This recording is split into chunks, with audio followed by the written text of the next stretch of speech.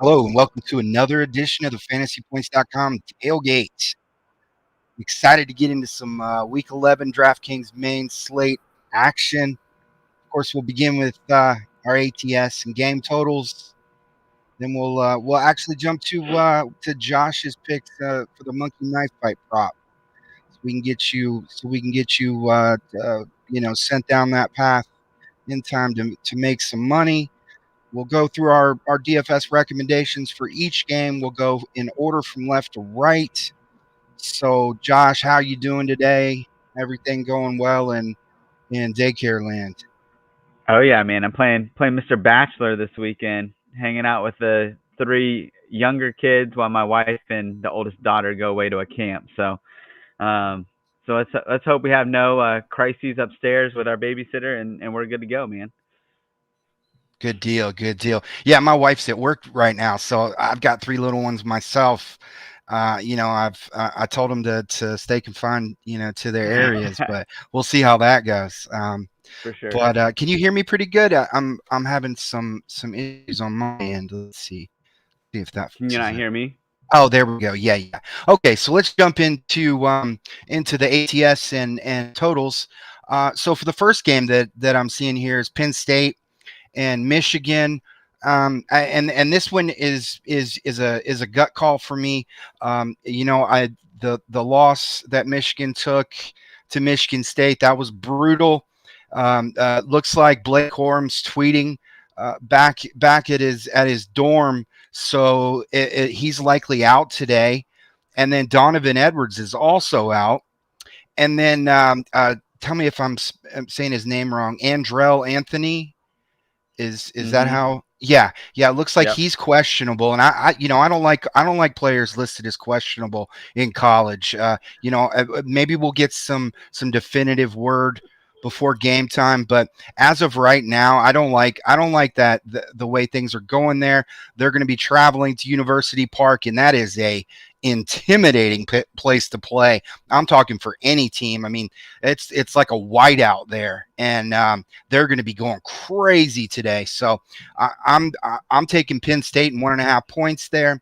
Then Miami, your team. I know, man, and you got to be excited here, Josh, because Oh Miami's yeah. looking so good.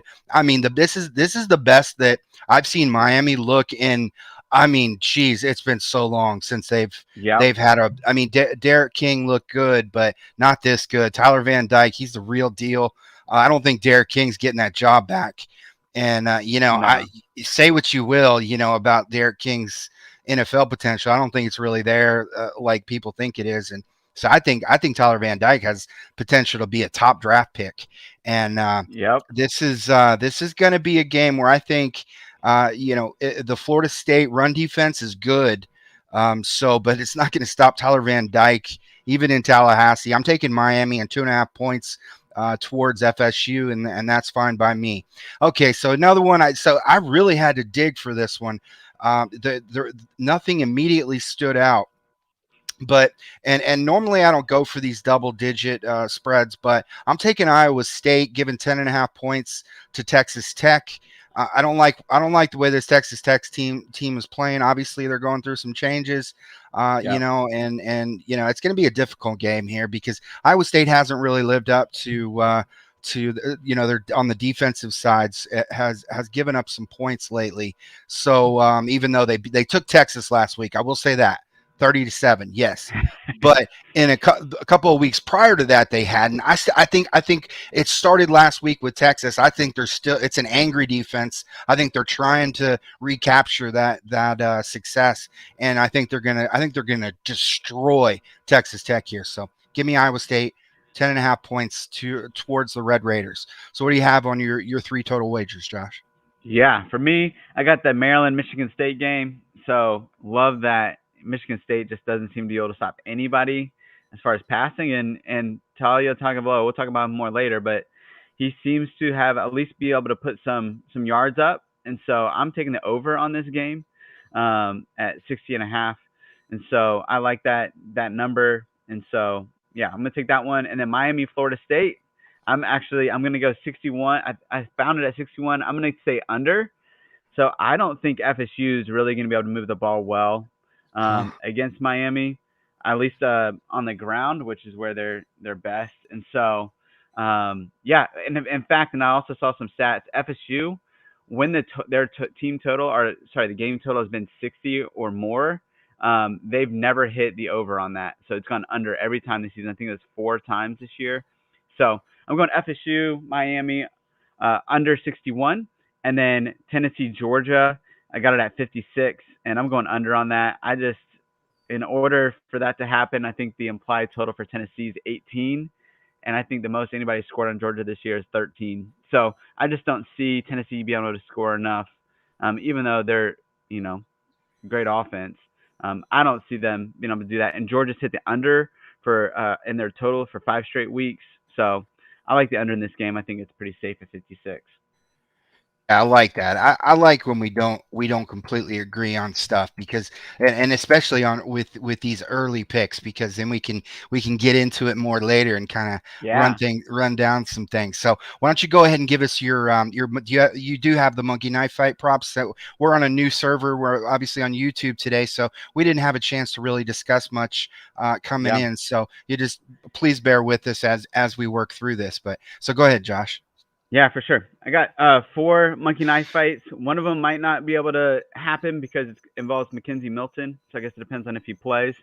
But the first one is a fantasy points. And so it's the Miami FSU game. It's Tyler Van Dyke and Mackenzie Milton, and it's a more or less. So Tyler Van Dyke's at 22.5. I had him going over in that. So more fantasy points than 22.5. We'll get into that later, but I expect him to definitely hit over that. And then Mackenzie Milton is the quarterback on Monkey Knife Fight this week instead of Jordan Travis. And so that's a pretty easy 16.5 fantasy points less. So I'm hoping that maybe Mackenzie Milton can get in for a snap. and Yeah, that's what I'm wondering. Is if he plays one snap, does that qualify him? You know what I mean? Oh, yeah, it does. for sure. Okay. Okay. Well, Yeah. yeah. Jordan Travis looks like he's going to play. One thing I will say though. Are you done with that? I'm sorry if I interrupted you. Yeah, for sure. Okay. Braylon Allen's my running back this week. You can't have him. All right. He's my lock. Okay. I'm I'll just figure saying somebody it. else out. I know you're not going to want my quarterback, but so Braylon Allen's mine. I'm just saying it right now. All Okay. right. So Okay. let's jump into the first matchup. We have a good one here. I'm looking forward to it. I'm not a huge Bo Nix fan, but and he crashed way back down to earth last week. So we'll see what he can do here. Mississippi State at Auburn, noon start. Auburn's favored by 4.5. The only thing that kept me off of that is just how bad Mississippi State is through the air. Their pass defense, but and I do wonder where Auburn's points are going to come from here, because Mississippi State's got a nasty run defense, but and this one's implied for 51 total points. It's going to of course be played at Jordan-Hare Stadium in Auburn, Alabama. So Josh, why don't you get us started with the plays that you see here that you like? Yeah. So I'll start with Mississippi State. I like Will Rogers a lot this week. I think he's been very impressive this year, and I think it's even clicking for him over the last few weeks. He seems to be doing well with his reads, and even though it's Auburn defense, I mean they're okay, and Mm-hmm. so but I think he's going to really be able to have some success through the air.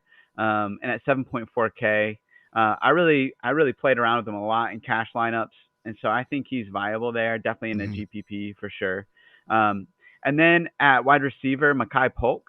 I mean, he's just a PPR monster. And so in DraftKings, he's always a viable option at 7.6K. He's not, there's other guys I like better, but he's definitely a guy that I would consider in GPP and cash. And then Rah-Rah Thomas, he's a Yep. true freshman wide receiver, and he's been coming up these last few weeks. I think he's had a touchdown last 2 or 3 weeks, and 5 catches, 50 yards. That type of stat line, and at 4,500 at that price point, man, that's a great price point for this guy. He's really taking that outside receiver position from Lee Keith, and I mean, pretty much this week, Mike Leach just came out and said, "Man, he's our starting outside wide receiver." So, a vote of confidence from the coach is always good. And then the running backs, Jaquavius Marks at 6.7K, I definitely think he's viable because he basically functionally is a wide receiver who gets Yeah. some ground game as well. So he's definitely involved in the passing game at 6.7K. Then on the other side, man, I don't really like anything on the other side. I really respect this Mississippi State defense. I will say Tank Bigsby has looked a lot more healthy since the bye week, and I just think when he's healthy, he can produce against anyone. But he's right on that fringe for me of value at 5.8K. So he's one that GPP I'll throw him into. I'm not trusting him in cash, but it's close. What do you got? Yeah, so you're really making me wish I would have gone with Mississippi State on the pick three here, because I agree with you completely. I just I saw this Auburn team take down Ole Miss, and a lot of that was the defense, which if you don't know, they're pretty good. Yeah, But I think Mississippi State. I mean, they've moved the ball on everyone other than Alabama. So, and they've played a tough schedule, the eighth most difficult. So, 16th for Auburn though. So I mean, these teams are both tested. And when Rodgers has a clean pocket, he's been pretty good. So as long as they can keep him safe, and that's the one concern, because Auburn here has like the 26th best pass rush. So we'll see. So his passer rating drops down to 57 when he's under pressure. But I'm still comfortable with him in cash. Also, Marks. I even think Dylan Johnson might. He's a guy that we can never forget about. Only 3.9K this week. So he's one guy I would throw in there. But yeah, Rah-Rah Thomas and Malik Heath, and and Malik Heath, 3.3K. So he had a couple of bad games, but they were against some pretty good pass defenses. So, we'll see. I think Rah-Rah Thomas is going to get another. He's going to take most of the reps, so that's going to hurt Malik Heath. So I wouldn't go for Heath in cash or anything, but maybe a stab in a GPP, and then of course Makai Polk at 7.6K, and then on the other side, I'm fading Tank Bigsby, Jacquez Hunter. I just don't see them doing it against this run defense. It's better than I think the numbers suggest, but it could always happen, and that might end up being where they get their production from, but we'll see. yeah, Bo Nix, I'm just not. I can't find the receivers that he's gonna work with here to get it done, and I blame him more than I blame the receivers. Really, I just don't think he's the answer there at a quarterback for them. I'm surprised that they haven't looked at their other options more, but they know their team, I guess. West Virginia at Kansas State, another noon start. Kansas State's favored by 6, 47-point over-under at Bill Snyder Family Stadium, of course, in Manhattan. So what do you think between these Mountaineers and Wildcats, Josh? yeah. Well, I mean, we just got word that Garrett Green's going to be out today. Not sure that really affects much of anything, but just a noteworthy thing. So Mm-hmm. I like Letty Brown at 6.1K. I mean, that's just really, really cheap. And I do think this Kansas State run defense is better than the numbers even suggest, and the numbers are pretty good. But 6.1K for a guy that just is getting volume. I mean, Letty Brown. I definitely think he's worth GPP consideration. And again, right on that edge of value for cash. And then on the other side, everybody else I'm fading. Don't trust any of the rest of whatever West Virginia is doing on offense is not working other than Letty Brown. So, and then on this other side, Schuyler Thompson at 6.1K. I mean, I think he's always has a lower salary, and I think he's a viable option this week against West Virginia defense that just hasn't been very good all year. Deuce Vaughn, man, at 9.7K, that is a lot. But man, I think if you can get up there, he's worth it. I mean, he's just crushed it this year. But I'm not getting up there in cash, so I have way better options that I like. But as a GPP guy, contrarian play from what everybody else is doing, I like Deuce Vaughn at 9.7K. I mean, everybody wants Deuce Vaughn. There's Right. nobody out there that's like, oh no, I don't want Deuce Vaughn. He sucks. I mean, this guy's just been Right. tearing it up, Mr. Mighty Mouse. So yeah, obviously he's cash worthy, but how are you going to get there?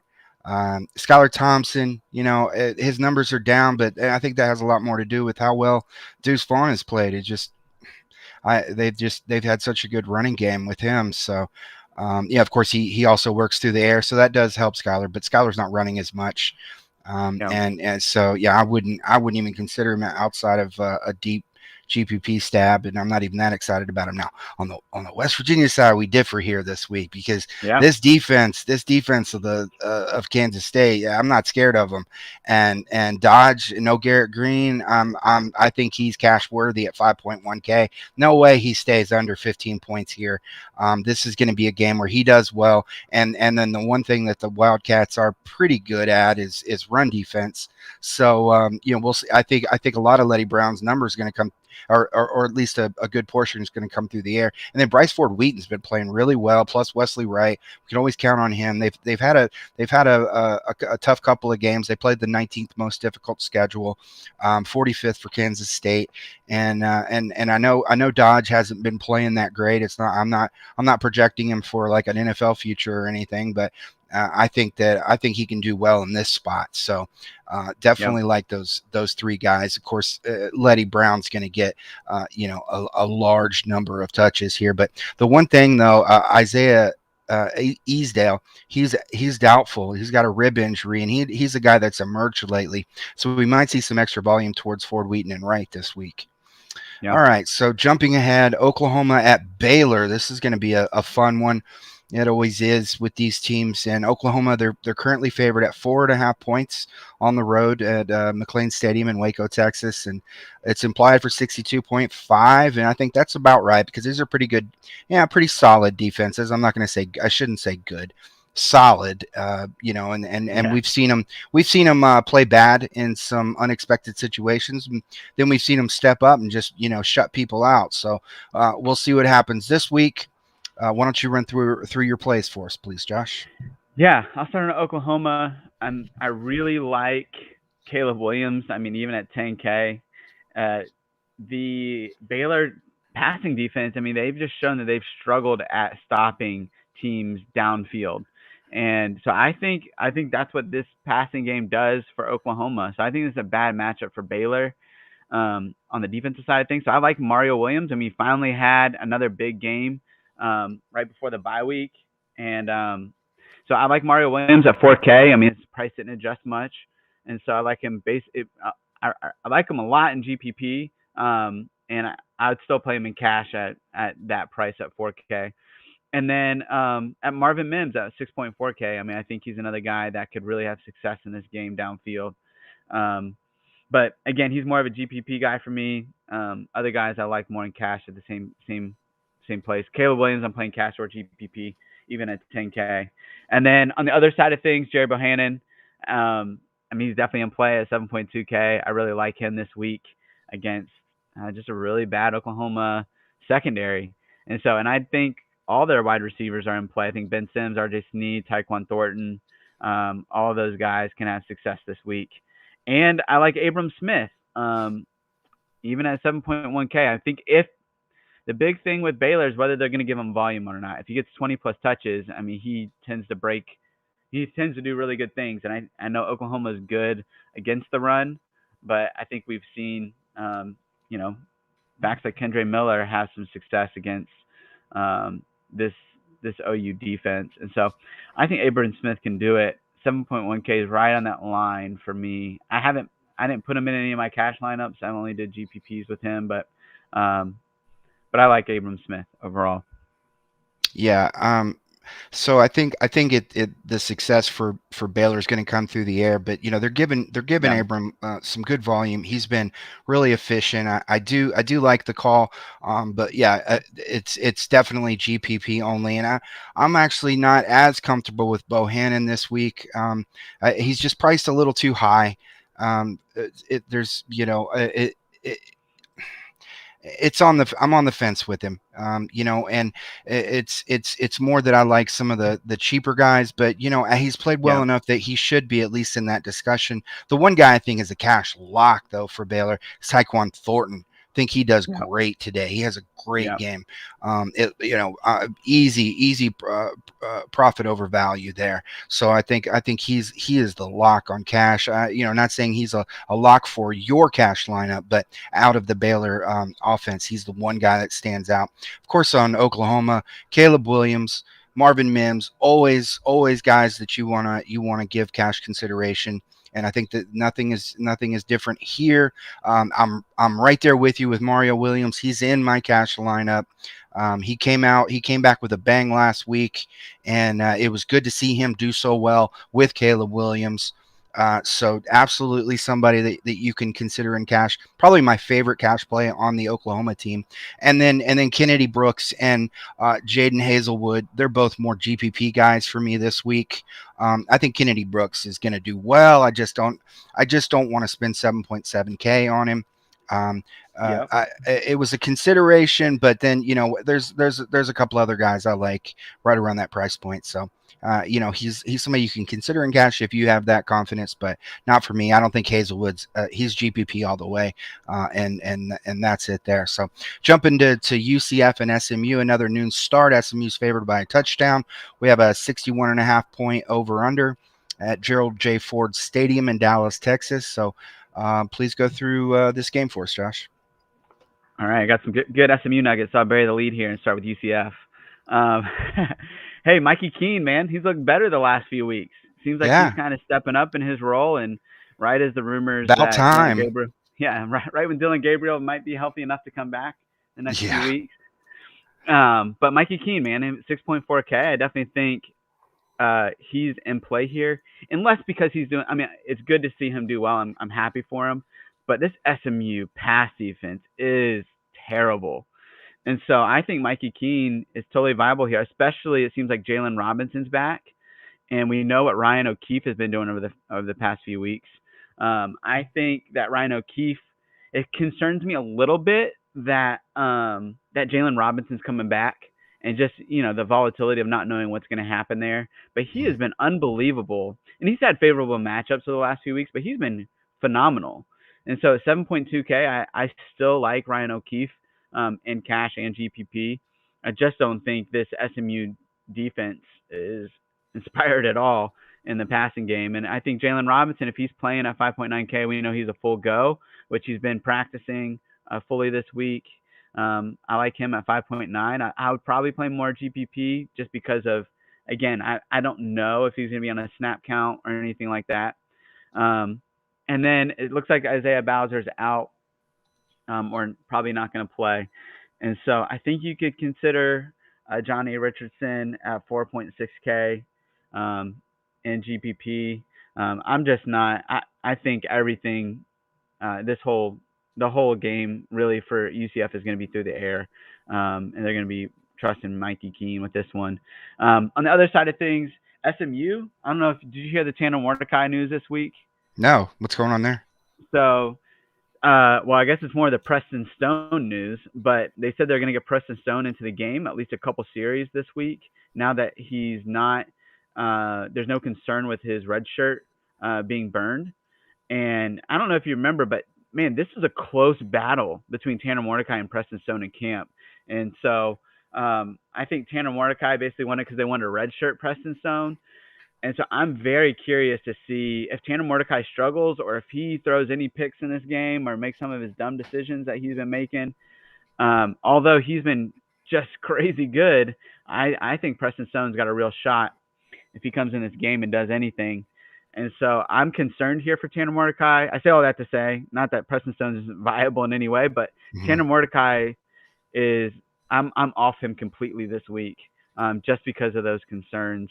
Um, and so, other than that, Ulysses Bentley at 3.7K, he looks like he's back and healthy, and a guy that they're going to be relying on this week in the run game. Both the coaches said that he hit a long run in practice this week, and coaches were like, "Welcome back." He looks like he's good. And at 3.7K, man, if he hits, I mean, that could be a slate breaker right there Hmm. with his talent. Of course, and if you're going to win against UCF, you're going to do it on the ground more than through the air. So Danny Gray is the only other player I would consider here. He's 7.1K, so he's only GPP for me. That's too high for cash, especially with the volatility at the quarterback position. But I like Ulysses Bentley a lot in this one actually. So what do you got? So I'm calling their bluff here. I don't believe it. I think if this game stays close, which I think it will, I think UCF's good enough. Tanner Mordecai staying in the game, so they can say what they will about Preston Smith joining the game, but I'm not buying it. Yeah. But that doesn't mean that I'm entirely confident at paying 8.7K for Tanner Mordecai. That's enough for me to say, okay, maybe I'm going to knock him down to GPP. But Danny Gray, I think he's all the way cash here. I'm staying away from these running backs.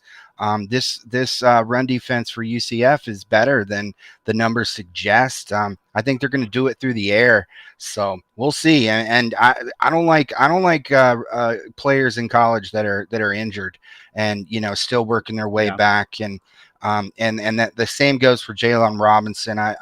I just, for all we know, he could play a series and a half. So Yep. he hasn't played since week 3, so I'm not interested even at 5.9K.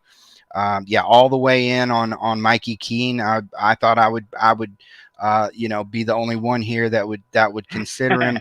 And Ryan O'Keefe, absolutely, he's been a beast. And even Brandon Johnson at 4.8K. I'm not going to say he's a cash guy, but he's somebody else that you can consider. But I'm fading the running backs here for UCF. I'm staying away from them. This Mustangs defense has been nasty against the run. On the other side, so like I said, I like Danny Gray here. I mean, if you have the cash at 7.1, it's not like you're going up to one of these running backs that are priced through the roof. But on the GPP side, that's where I'm going to put like Rashee Rice and Reggie Roberson. I'm still not, we're still not seeing those numbers that we've seen from them at some points in the past. But like I said, I'm staying away from the running backs for both teams here. So let's jump ahead to Rutgers and Indiana. Noon start. Indiana's favored by a touchdown. We have a lot of quarterback uncertainty here. So the over-under is only set at 42.5. We have our first sighting of a Memorial Stadium, this one in Bloomington, Indiana. So go through your plays. Yeah, my plays are pretty limited in this one. Ty Freifogel at 4.6K is like interesting to me, just at his price point. But man, with the QB situation, I'm just staying away from the QBs in this one, even though they're pretty low priced. I guess if we find out that one of them, is definitely the guy, then you can take a shot. But this is a game that overall I'm just staying away from. I don't have a really good feel again on the quarterback situation. I'm not really plugged in with Indiana. I think you like McCauley though, or you have in the past. So you have any kind of suggestions or thoughts on this one?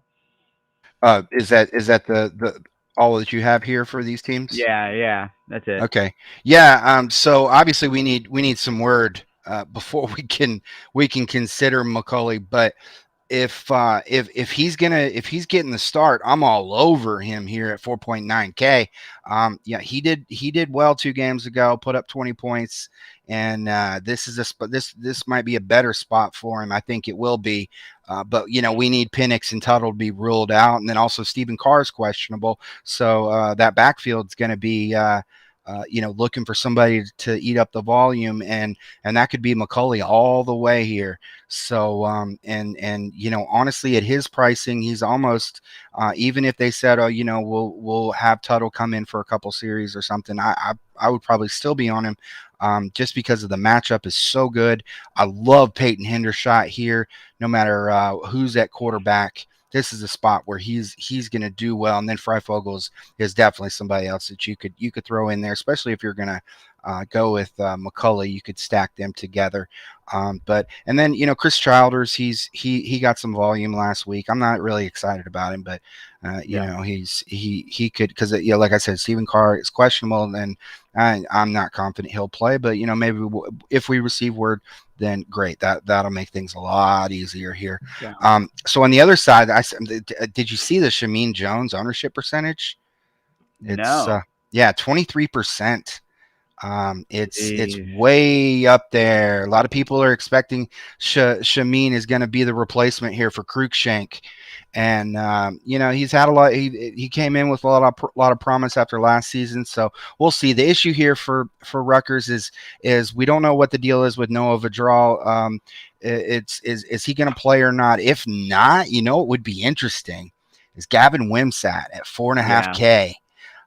So he came in and scored a touchdown recently on a goal line carry. But if he were to get the start here at 4.5K, I mean, he's got some dynamic playmaking. He's somebody Right. that I might consider. So we need to track that. See if Wimsat is going to get the start today. Stay away from Isaiah Pacheco. He's been just a dud this year.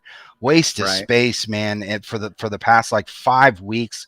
Apologize to his parents. Nothing personal, but just this play is just not been anywhere close to what Rutgers needs. And Ben's not in. He's not behind the glass today, by the way. His wife's gave birth to her baby. I haven't heard any updates yet. I assume he's just spending time with his family. So, but that's obviously some good news. And so we have Chris Lee behind the glass today. So just so that's clear, and so I can say Rutgers has been playing pretty bad. I don't know who Chris likes. I don't know what his favorite team is, but I don't want to hurt Ben's feelings. So usually don't say that. They've not been playing very well lately. So let's jump to the next game, a game that I like, a game that I'm picking the upset, home upset, which I think is a little a little small shot here at Penn State. Yeah, they lost to Illinois, but Chase Brown just played just a crazy good game there. And the Illinois defense has been playing better overall. So, I mean, it's not completely a shot at Penn State that they lost that game as much as, Michigan letting that big lead slip. So we have another noon start. Michigan's favored by 1.5, 48.5 over under at Beaver Stadium, University Park, Pennsylvania. Whiteout time. Josh, let's hear what you got. Yeah, for me, I mean, I think you listed off at the beginning all the injuries to the running back. So I think Hassan Haskins at 7.5K is definitely in play. I mean, just purely the volume piece of it, and he's been playing well this year. And Penn State's, I mean, you just mentioned Chase Brown going off against them, and Josh, the true freshman that Illinois got as well. He went off in that game, and so I think Hassan Haskins is totally in play at 7.5K. Both cash and GPP. The rest of the Michigan team, I'm staying away from this game. But on the other side, Sean Clifford, 5.8K. Man, they keep pricing him just way down there, and I think he's viable enough, especially with Jahan Dotson, that he could definitely hit value at 5.8K. I would consider him both in cash and GPP. I think the cash line is right around where he's going to hit, but for value. But Jahan Dotson, I mean, we saw what Andrell Anthony did. So I think Jahan Dotson, could do the very similar things to this defense. And at 8.8K, a little too high for me with Dotson. I mean, definitely not taking him in cash. I'll throw a GPP stab at him, but I do think he can have a lot of success this week. Okay, so I'm fading running backs for Penn State. I think that's probably obvious, but yeah, same here. I'll just get that out of the way. And all in on Jahan Dotson, but 8.8K. He could blow up. I will say that, and he's definitely cash worthy. But we'll see. This is a definitely. I mean, you attack Michigan. Unless you're Kenneth Walker III, the numbers suggest you actually attack them through the air. So, I think this is. a spot where he could do well. And then I think Sean Clifford, I was so close to saying, you know what? He played so good against Ohio State. He played really efficient ball against Wisconsin, and he wasn't running as much early in the season, but then lately he has.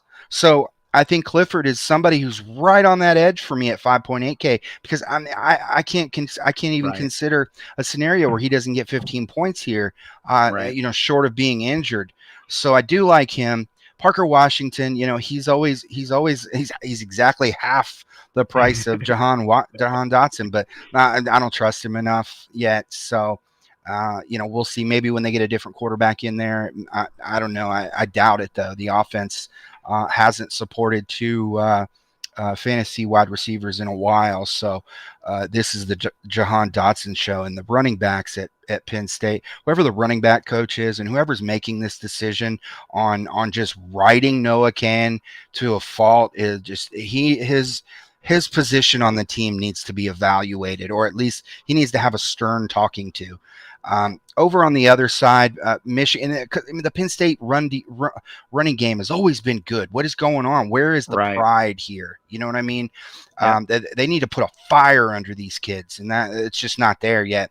But I mean, Michigan's they're gonna be very light at running back this week with their top option out, and that's mainly why I like Penn State. And then Donovan Edwards, he's a big time blue chipper. So they're going to be shorthanded here. We're probably going to see Hassan Haskins get 35 carries. I couldn't find anybody else on the roster unless they're going to just hand off to fullbacks. It's going to be the Hassan Haskins show. And I do like Cornelius Johnson, especially if Andrell Anthony is out. And this is the game where they're going to be going up against a tough opponent, where the Michigan offense is going to be tested. So this is the kind of game where we can feel a little more comfortable about using Cade McNamara as our super flex in a GPP. A large field, obviously GPP. So, and then, like I said, Cornelius Johnson is somebody I like also in these types of games, especially if Andrell Anthony is out. If Andrell Anthony is playing, it's actually better for McNamara, obviously. So, looking ahead, we have Northwestern at Wisconsin. It's finally a game where Vegas can favor Wisconsin and feel good about it, and they're favoring them by 24.5.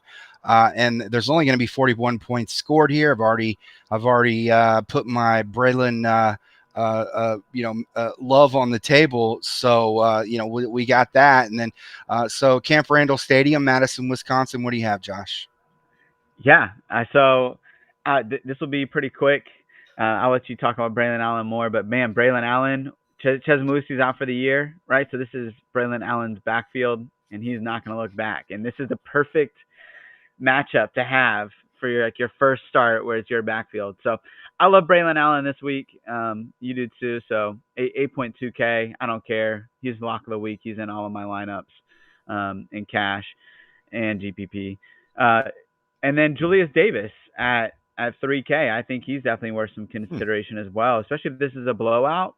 And Braylon Allen did have that weird knee tweak right before the last game. And so if that is lingering at all, then maybe they stop him at 23 carries, 24 carries, and then they get in somebody else. And I think that's where Julius Davis could come in at 3K, and it's definitely worth some consideration in GPP.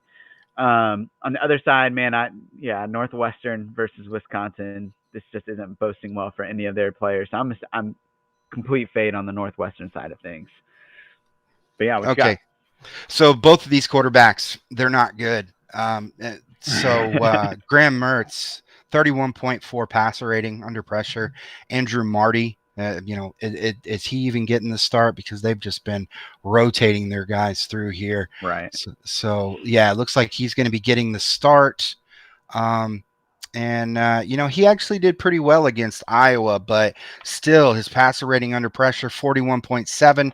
Both of these teams would be better off spiking the ball.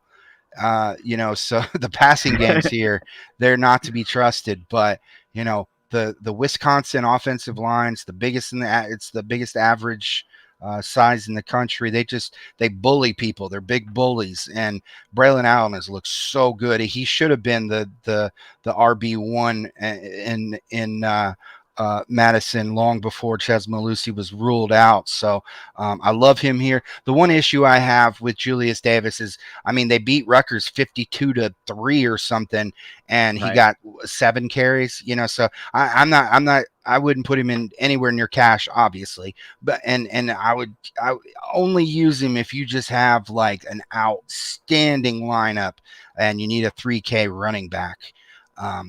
Definitely would not use him in your flex spot. He's probably low. I mean, maybe 7 points. I don't see him really going that high. Really touchdown dependent. So we'll see though. You're right. If Braylon Allen's knee's tweaked, obviously that's a consideration. That's all I have there. So moving ahead, this will be a quick one as well. Georgia at Tennessee, 3:30 start. Georgia favored by 20. Big shock. 55.5 over under. You talked about that. Neyland Stadium, Nashville, Tennessee. So what are you seeing here, Josh? Yeah, I mean, I think for me on the Tennessee side of things, I mean, it's the Georgia defense. It's just a full fade for me. I don't trust any of these guys to be able to put up points. And then on the other side, I definitely think, I mean, this Tennessee defense is pretty bad. So I think you consider. I wouldn't consider their quarterbacks. I think Stetson Bennett at 7.5K is just too high for him to hit value. But Zamir White at 6.8K at running back, I definitely think you can consider him in this game. I would do more GPP than cash. And then wide receiver wise, Jermaine Burton, Brock Bowers, those would be the two that I would consider in that 5.8K, 5.2K range. But GPP, I just don't know, man. I mean, this Tennessee defense is bad, but this Georgia offense is just, at least the receiving game, the passing game is very inconsistent to me as far as like who's gonna take over, who's gonna hit value. So it's just hard to predict from a DFS perspective, if that makes sense. And so it's hard to really suggest any of these guys other than GPP because they have so many different options. And then Stetson Bennett, I think we both agree that he's just not great. So not paying 7.5K. So it's a weird week with Georgia players, although I think they can have success. Well, it's a weird week. It's a weird week in the SEC altogether because, like I was mentioning with Auburn, they're favored, but I don't really see where that offense is going to come from, like as far as like just a dominant presence. I think the Tank Bigsby hype is a little overdone. He had a good game against Penn State, so but other than that, he hasn't impressed me against the better teams they played. And I don't like him as much in Debbie as the consensus. But yeah, so let me throw this at you. So Stetson Bennett under pressure, 32.7 passer rating. That's Graham Mertz right there. So passer rating when clean, 130.8. I mean, just think about that. That's not championship winning quarterback play. I'm sorry. I can find you a lot of other quarterbacks around the country that can do well with a clean pocket and better under pressure. It's a knock on Georgia's decision making to not have JT Daniels back here. He moves this offense through the air. So right now, all they're doing is running the ball. So what happens when they play a team that just shuts the run down? It may be the end of the road for them. And I love this Georgia defense. Every time that we've spoken about Georgia, all I have said is you do not want to mess with this Georgia defense. But guess what? Somebody's going to score on them. It's going to happen. You just count on it. I'm sorry. I cannot say that Georgia is going to lock down the country on their way to the championship, especially with the quarterback play that they have out there. Yes, they're winning games, but I'm just going to say it now, and I'll own it if it if it doesn't come to pasture. But so here's the thing. On the other side, this could be the week that somebody scores on them. Hendon Hooker is making a case for for sneaking up there to being maybe a second, third round pick. If he does well here, I mean, why are we not considering him above a guy like Malik Willis? I know Malik Willis is good. I'm not saying he's not an NFL quarterback. But what I'm saying is Hendon Hooker's a lot better quarterback than most people think. His passer rating under pressure, 122.7. This kid is a crazy. baller. Yeah. All right. And I'm not saying he's going to go off because, I mean, this Georgia defense, this defensive line is the nastiest in the country. So we'll see. We'll see. Have they played a quarterback with the scrambling potential of Hendon Hooker and a guy that just has a lot of confidence, just, boiling over with it. And Velus Jones has been his guy. So, and he's a slot guy. So we'll see. We'll see what happens here. I'll be interested. I'm not going after anybody here. I think you could go with Zamir White or James Cook as a GPP, but I'm not gonna put my money where my mouth is on the Tennessee side against this defense. So let's move ahead to a game that has a lot better options. We got Miami at Florida State, 3:30 start. Miami favored by 2.5. I like that. I'll take it. 61-point over under Doak Campbell Stadium, Tallahassee, Florida. So go over your team and your rival team here, Josh. Yeah, here we go. FSU hate week. Here we are. Okay, so on the FSU side of things, man, I'm fading the entire team except Jordan Travis. I do think Jordan Travis can have success against this Miami defense. He is just a dynamic runner, and I think if he's fully healthy, he's coming back from the flu. If he's fully healthy, I mean, he can definitely give this team fits, particularly because their linebackers for Miami are just really bad. And the guy that I think they would have spy him this week would be oh my gosh, I can't believe I'm blanking on his name. His name is James. But James, the safety, is questionable and probably not playing. And he's a 5-star freshman safety. And he would be the spy. And if he's not playing, then Travis can have a big week on the ground. And I think that's where he's viable. And at 6.9K, he doesn't need much to hit value. And this Miami defense is just terrible against opposing quarterbacks. And even though TVD's been going off, like every game's been within 3 points because the opposing offenses are scoring. So I don't think this Florida State offense is going to have as much success, but I think Travis will hit value at 6.9K in this. And then on the other side, I mean, you talked about it earlier, but Tyler Van Dyke is looking like a future first-round pick to me. Ever since he talked trash to NC State's defense and just said, they're not that good. We can put up points against them. Like, I think that lit a fire under him, and he loves the adversity of playing on the road and playing in a hostile environment. And so Doak Campbell Stadium is going to be the perfect environment for him. I think he's going to feed off of it. And even at 8K, I think he's totally viable. He's averaging like 360-plus yards passing a game over the last 3 games and has just unlocked every part of this offense. And so Tyler Van Dyke at 8K is definitely in play. In fact, I heard a stat that Tyler Van Dyke, Jalen Knighton, and Charleston Rambo are the top 3 over the last 3 weeks of kind of wide receiver, running back, quarterback combo as far as yardage and touchdowns and production. So, I mean, I think all 3 of those guys are in play. Jalen Knighton at 7.9K. I mean, he had before last week, he had 6 receptions the week before and then 5 receptions the week before that. So he's not only winning on the ground, he's winning through the air, and he's so explosive that he's going to hit value, I think, definitely in this. He's averaging, I think it's like 28 points a game in the last 3 weeks since Tyler Van Dyke's really come on. So, and then Charleston Rambo, he's tied to Tyler Van Dyke. I think you can stack those 2 and have a lot of success there because Rambo is he's getting open, man. I mean, he's making himself some money for next year in the NFL, I think. And so I like him a lot too this week. All of them would be in GPP or cash consideration for me. And then Xavier Streppo down at 3.3K. He's a guy that's slowly been taking over snaps from Mike Harley.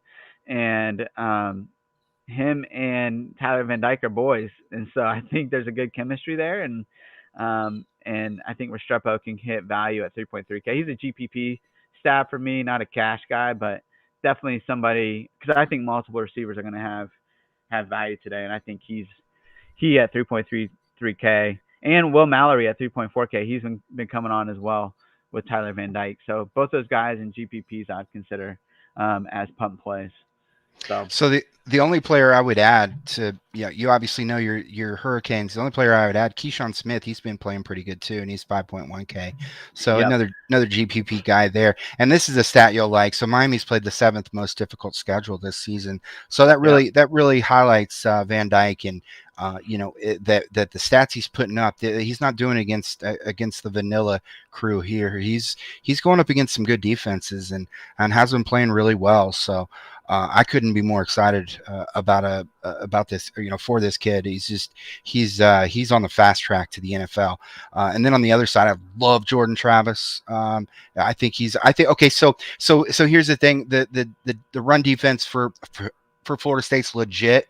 It does make me think that, so the Jaylen Knighton, he's caught those receptions like you said, then 0 last week, but he had 32 carries then. So they're obviously they're focused on just finding ways for him to succeed. So I like that. I like the way they're using running backs. Penn State, listen to Miami. Go talk to the running back coach, because that's what they do. They find ways to get their guys to work. What Penn State's, what Miami's been lacking is their quarterback. That's where they've lacked, and they've got that going now. So this is a good situation here at running back for Miami.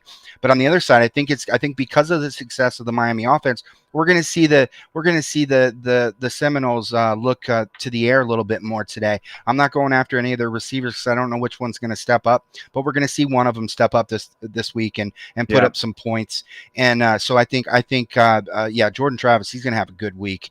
But I think that the run defense is gonna be enough that you just want to stay away from Deshaun Corbin at 7K. So I'm not touching him.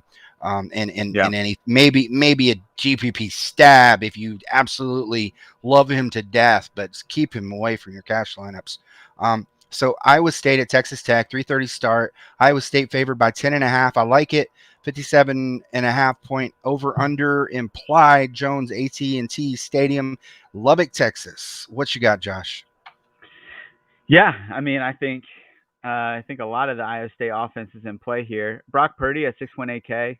I definitely think he's viable. This Texas Tech defense is ranked 103rd versus opposing QBs, and they're just not very good. And I think him and Xavier Hutchinson at 7.4K. He's been a lot more consistent over the last few weeks, and so I like Xavier. I'll consider Brock more GPP than cash to me. I just don't think he's been consistent enough. Xavier, I would put in cash or GPP. Having said that, anytime that I pick Xavier Hutchinson for anything, he flops. So I can't figure out the week. So you probably want to fade him, considering I just said what I said. But same here. When I've touted him on this show, he's not done well. So same here. Yeah. So and then Breese Hall, 9.5K. I just still think he's viable even at that price point, because I think Texas Tech is just so bad against the run. And so I haven't figured out a way to get up to Breese Hall in cash personally, just because of the Kenneth Walkers of the world and Braylon Allen, Jaylen Knighton. But GPP, I like Hassan Breese Hall. Haskins. Hassan Haskins. But I like Breese Hall and GPP as a guy that is probably gonna have a lower ownership percentage. I didn't check his ownership percentage, but yeah. And then go ahead. No, go ahead. And then on the other side of things, I can't trust anything that's going on with Texas Tech right now, especially against this Iowa State defense. It just looks really solid. And so I would say Eric Ezukama would be the one guy in a GPP I would consider at 6.5K. But overall, I'm just fading. I don't like what's happened really since Matt Wells has left. They were dysfunctional before, and I definitely think that they're dysfunctional now. And this Iowa State defense, they just always seem to turn it on, right? As the year goes on, they just get better. And I think we saw what they can do last week against UT and just completely shutting them down. So, yeah, I'm fading Texas Tech. What you got?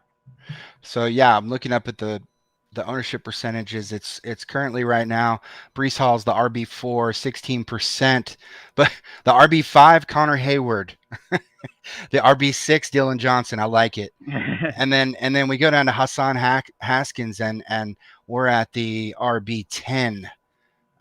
So maybe I think that percentage hasn't been updated compared to the news though. So Yeah. keep that Yeah. in mind. And then if you guys read my my bottom line article on Fridays, make sure you also apply that to the percentages that I add in there. They are not updated. So that is my Friday values as of that time. So I'm not going to spend the little bit of free time I have each week to update those. Yeah. So, but for me here, I mean, you always like Azukama or Azuko Kanma or whatever, Yeah. however you Yeah. pronounce it. I don't like him this week.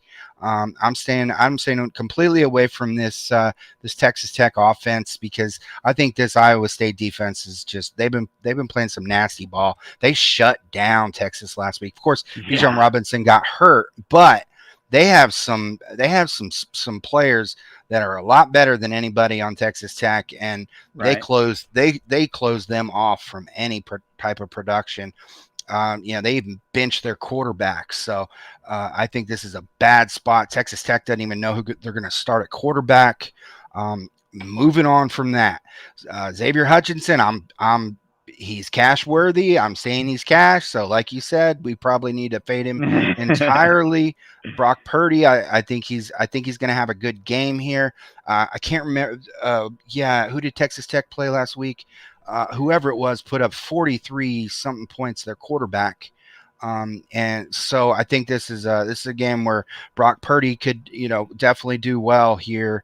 But and then Breese Hall, he's gonna just shred this defense. This is just one of the worst teams in the country.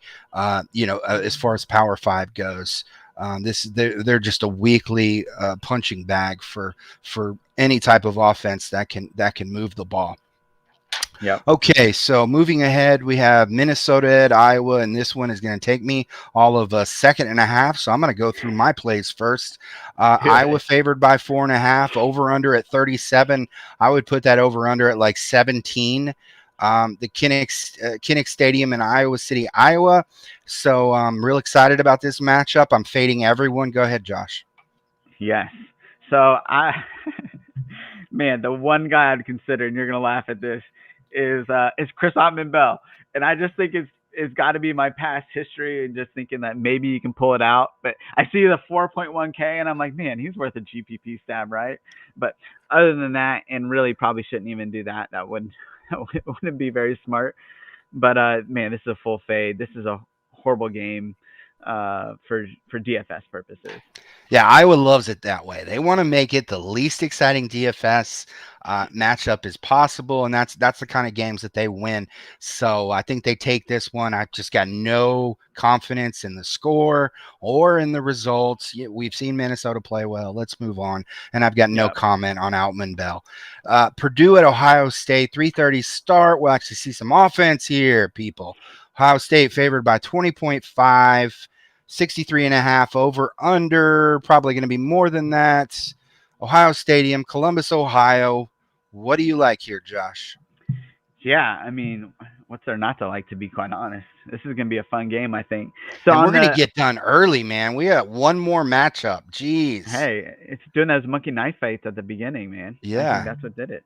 Yeah, so I like Aidan O'Connell at 5.4K. I mean, he's done really well against tough opponents. And so in that 5.4K, like what you said earlier about another guy, I mean, he's going to hit 15 points, no doubt in this one, just because they're going to have to throw the ball and just even keep up. You mean just because they have David Bell? And because they have David Bell, who, man, somehow scores like 40-plus points and goes down in price at 6.7K. I don't know how that happened. The run defense for Ohio State is I don't care where they're ranked. They're one of the top 10 teams in run defense. They're going up against a non-existent run defense or a rushing offense, and one of the top 10 to 15 wide receivers in NFL potential wise in the country. So Right. I just this doesn't make any sense that David Bell's priced at 6.7K. Yeah, no clue why they would do that. I mean, So, he's got to be your lock at wide receiver, yeah, right? yeah, That's what I figured. definitely the lock for sure. So at 6.7K, I mean, he's definitely in play. I think other than that, I mean, Payne Durham is now down at 3.8K, so I definitely think he's viable in GPP.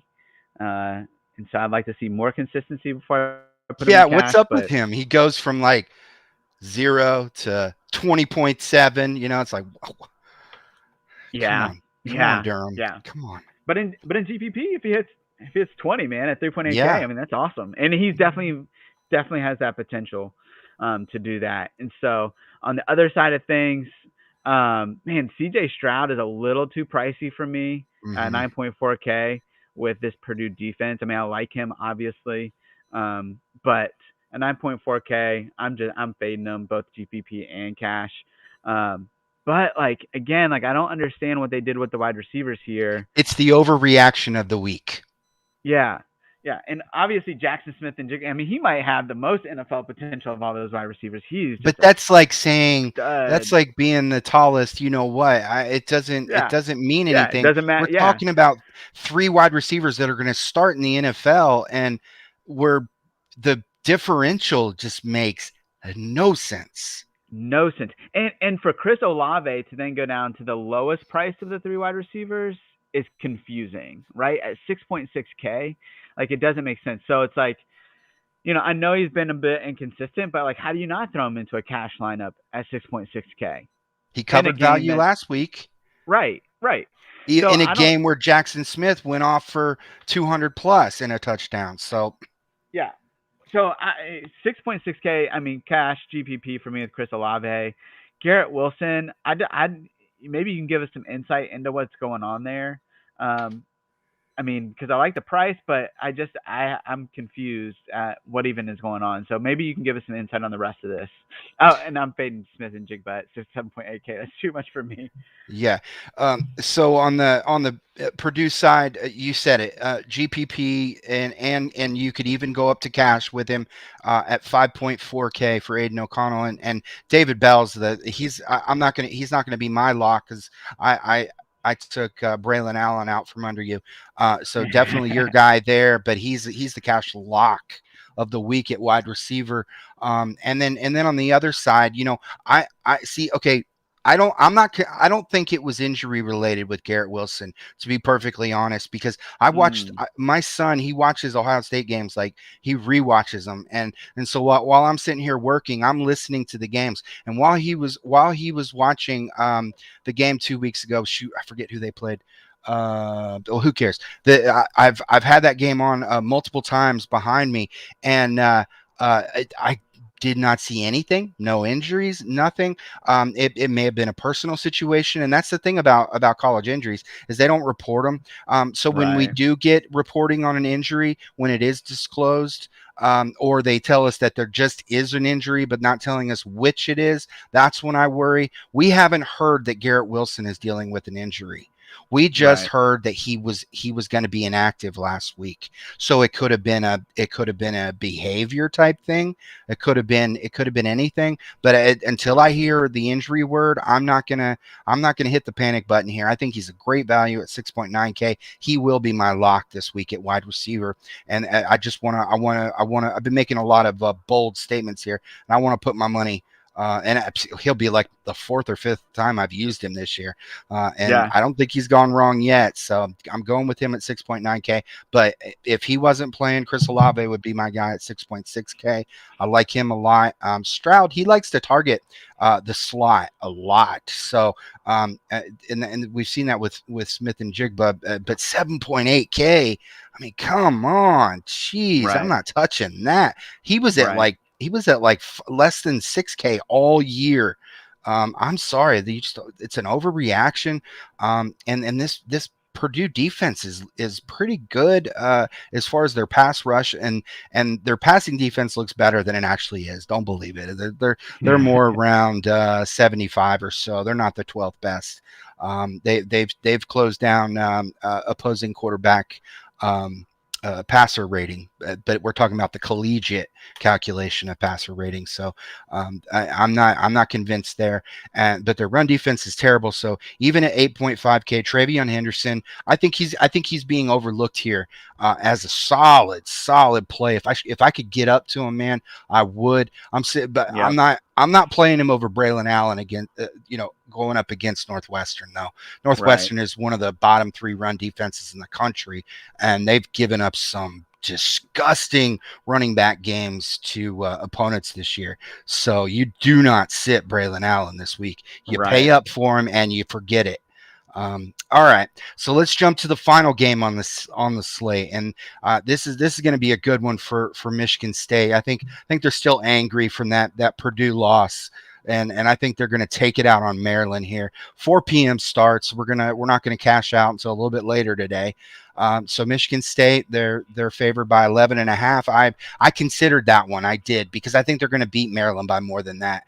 This is a 61.5 point over under. They're playing in Spartan Stadium, East Lansing. Michigan State, they're fired up to prove that they still need to be in that top 4. I'm not saying that they need to, but that's what they want to do. And I think that this performance here will at least help them think that they're starting to show that. But they'll need to do a lot more. Especially, they'll need to make it to the to some. They'll have some difficult matchups coming up, like Ohio State. So they'll have some time. So what do you think here between the Terrapins and the Spartans? Yeah. So, I mean, I agree with you on Michigan State. I think they're really going to come out motivated here to make a statement after last week. And I love their players this week. In particular, like Kenneth Walker at 8.9K. I mean, this Maryland run defense is pretty bad. And I mean, we've just watched this Maryland blank defense is pretty bad. Yeah. That's probably a better way to put it. But and Kenneth Walker, honestly, him and Braylon Allen are the reason why I'm not getting a lot of Travion Henderson this week, because it's just all around the same price point, and just knowing what Walker and Allen can do. No other running back in the country has made a bigger move in the Devy realm than Kenneth Walker. Nobody. Yeah, and honestly, you couldn't be more excited for him, because you saw the potential at Wake Forest, and you're just wondering why isn't this dude getting more run? So I love that he's been featured. And in fact, it's like something like 25 touches a week right now for him. So the volume is just incredible. So yeah, Kenneth Walker, cash GPP, I got him everywhere. Jayden Reid, I like this week. I mean, he's just going lower and lower as far as his price point, and I really digged into him quite a bit. And just like seeing that he's still 5-6 catches a week, 80 yards. He's just not hitting the touchdowns that he hit over the first half of the season. Well, I think he's able to do that against Maryland this week. And so I like him at 6.1K, both cash and GPP. I like him a lot. And then I think it looks like Naylor's going to be out again. Yeah. And so I like Mosley and Foster. I was about to say that. Yeah, 4.6K and 3.7 for both of them. Mosley had both their touchdowns last week. And so, and then Peyton Thorne, I mean, probably should put him in there if I'm going to consider everybody else here, but at 7K, I mean, he's right on the line for me with cash. I can see why you put him in there. I'm going Travis personally in my cash lineups at the same price point. But as a GPP guy, and particularly somebody that might not be super highly owned, I mean, I like him. And then on the other side, Talia Tagovaloa, man, he has put up some great passing yards over the last few weeks against some pretty decent defenses. And so he's now going against the Michigan State defense that can't cover anyone. That was pretty evident last week. And so I like Tag at 5.9K. And so I before we got on, I had between him and O'Connell in my cash lineups as kind of my cheaper stabs. But I like Tagovaloa a lot this week, especially if he's able to get some touchdowns to go along with his passing numbers. And then Rakim Jarrett, 4.5K. He's another one, basically just like Jayden Reid. He's hitting his numbers now 5 catches, 70, 80 yards. He's just not hitting the touchdowns. And so I think he's able to hit touchdowns this week. And at 4.5K, even if he doesn't, he's still going to be viable in cash lineups to hit value. But I think, so he's the guy I would recommend. But I do think as far as GPP, you can go Okonkwo or Carrier at 4.2 or 4.7K. I think both those guys are in play as well.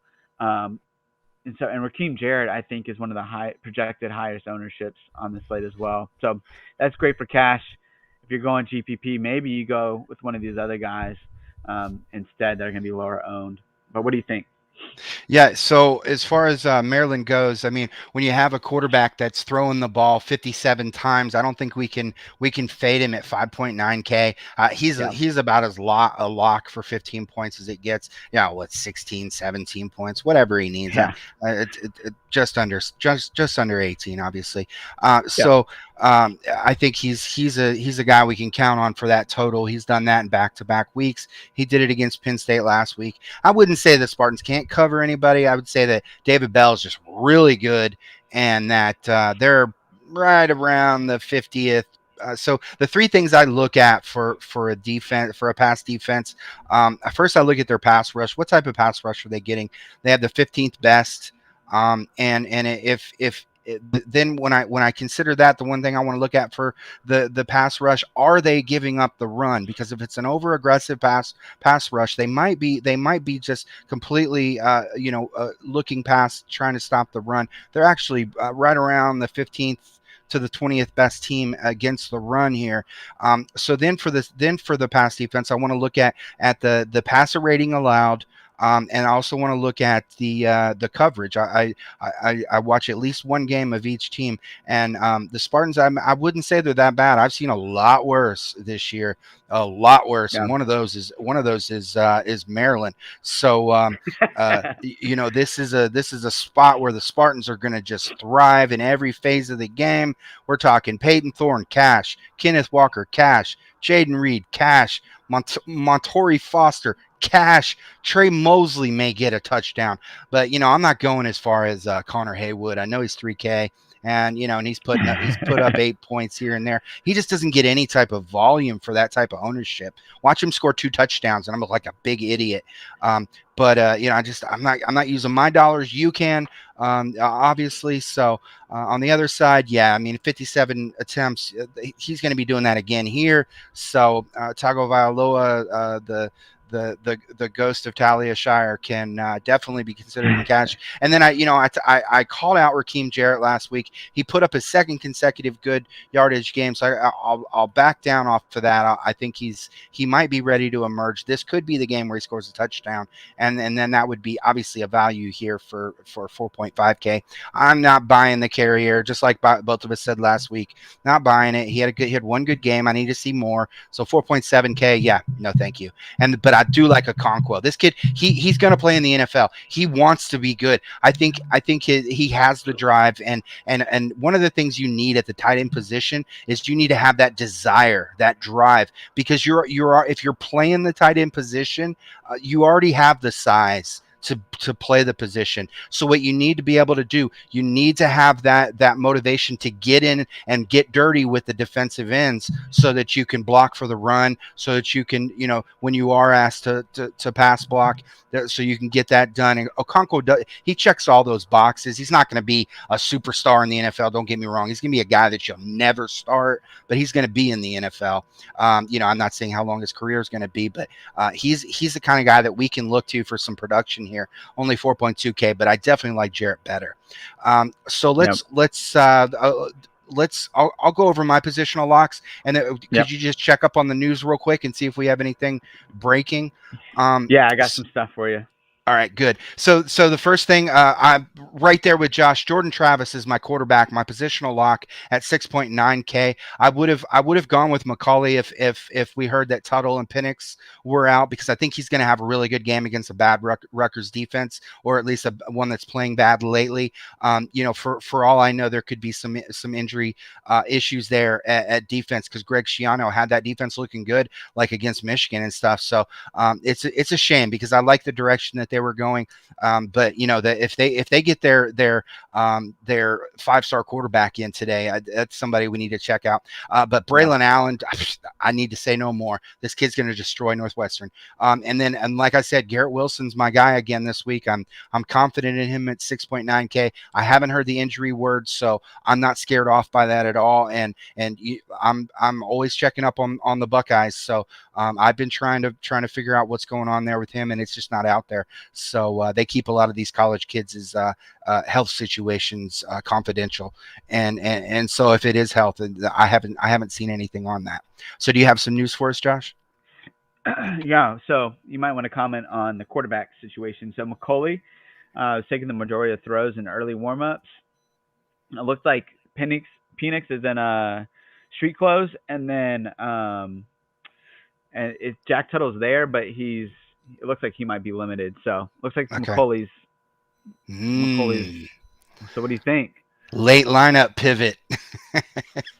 I'm pivoting from Dodge to McCauley. I just like that rushing potential, and this Rutgers defense, they can't stop the runs. So, it may be a mistake, but it was my initial call, until I just was like, what if Tuttle gets out there and right.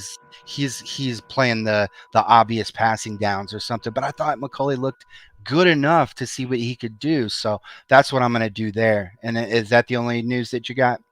Yeah. So we also got Isaiah Bowser is suited up, but he's not doing the same drills as everybody else. So I don't know. But Jaylon Robinson is fully warming up. Looks like he's ready to go. And then let's see. Stephen Carr looks like he's probably out as well. So you mentioned Childers earlier, but I actually like McCauley more because Stephen Carr is out.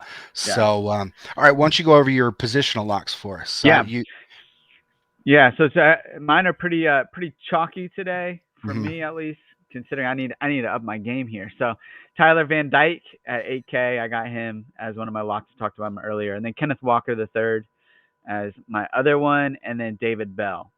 So those would be my three. What's the price for Kenneth Walker III? 8.9K. Yeah. 8.9K. Okay, I like it because we're opposing quarterbacks here. That's fun. So that'll definitely be the game I watch. Is that a 3:30 start? Yep. Dang it, because there's no way my kid won't let me watch anything other than Ohio State. What's Tyler Van Dyke priced at? 8K. Yep. Yeah. Okay. Good deal. Yeah, Dave Bell's at 6.7. Okay. Shoot, I didn't even load Discord. Can you see if there's a question there? So we got, all right, Corum's out. Somebody asked Haskins as lead back. That's a yes. Yes. Then there's am I on the fire Manny train? Yes. If they can fire their AD as well, and then they can get Mario Cristobal, but that's for another day conversation. Contrarian GPP QB wide receiver stacks. So the typical Tom C. Topia question. Yes. Anything off the top of your head? Yes, I do. So I'll just have to refresh myself. I had a couple that I saw that I wanted, obviously. So, so the first one, Jarrett Dodge, West Virginia. I was originally on him in my cash lineup, but I still think he's a guy that's going to be. I don't know the exact ownership on him yet. Let me check. But I think the wide receivers you would want with this are definitely Ford Wheaton and or Wesley Wright. I think they're going to shred this Kansas State defense, and that's where most of their production is going to come from. Dodge looks like 0% ownership. I doubt it's going to be that low. Probably like 1 to 2%. Let's see here. And then there was another one I had for you. I think Jerry Bohannon. I don't know. Let me make sure the quarterback not going to be highly owned. 8%. Never mind. Mikey Keene. Where was his? Yeah, Mikey Keene. So we both mentioned it. 2%. And if I'm going with a wide receiver, it's definitely Ryan O'Keefe. Even with O'Keefe, probably going to be owned here. Let's see. Looks like he's at owned, huh? 10%. Yeah. I think you could go with him as long as you differentiate elsewhere. Go with something deep somewhere else. I still think you could go with it. You could work with that 10%. It's not. I think it's an overlooked type situation there where I think he's going to go for 20. Do you have any? And then of course my boy. Well, McCulley will probably be owned after the news, so don't trust those percentages for Indiana. But and here's another one. Gavin Wimsat. Have we heard anything on him yet? I haven't heard anything. All right, go ahead. Yet you talk about your deep ones. I'll look it up. So somebody did ask the question. I think it's Tom Satopia as well. What wide receiver would you stack with McCulley? Okay, so I like Hendershot. He had that big game 2 games ago with McCulley. So I think Hendershot's going to be the guy that you want there. Yeah. There's no other real injury news that I'm seeing out there. Maybe John Lovett starting at running back for Penn State. So I think that's noteworthy. Oh, and I'm not calling him out. Look at that. No, they're listening to you. Yeah. But that's a run defense we can't play with this week. Not in cash. Yeah. So my contrarian GPP stack, just to reaffirm what you said, Keenan O'Keefe would be up there for me. Yeah. Where's Rodgers at? I didn't get a chance to look at the ownership. Let's see. I don't. The top 10. Well, let me get your boy first. Austin Williams at 10%. Makai Polk is at 8%. Okay, and then quarterback. I like Rah-Rah. Yeah. Yeah, Rah-Rah Thomas. He's in my cash lineup. Yeah, I don't know what his ownership Rodgers is. And Thomas personally. I like Rodgers is at 7%, so you can work with that. That's a percentage that can definitely be worked with. Let me see what Rah-Rah is here. Yeah, because I didn't even see him on the ownership percentage. No, 0%. I think that's overlooked. I think he's going to be somewhere around 3 to 4%. He's not going to be 0% owned. There's a lot of savvy players out there, so we'll see him definitely owned. But I think that's a great stack, though. Rah-Rah and Will Rogers. Yeah. And then do you see any others? Oh, yes. A question on GPP question. Dotson and Mario Williams or Parker Washington and Kenneth Walker, assuming that Sean Clifford's starting. Well, go ahead. Do you have a quick answer? I think for me, GPP-wise, I would go Dotson and Mario Williams. I think both of those guys can smash value. If it was cash, it would be a much harder debate for me. But I think Dotson and Mario Williams, I think Dotson's not going to have as high of ownership. So I like that. Parker Washington just concerns me. What you talked about earlier, that he concerns me. Just in general of hitting any type of he's got a decent floor, but his ceiling is not very high. So I don't like that for GPP personally.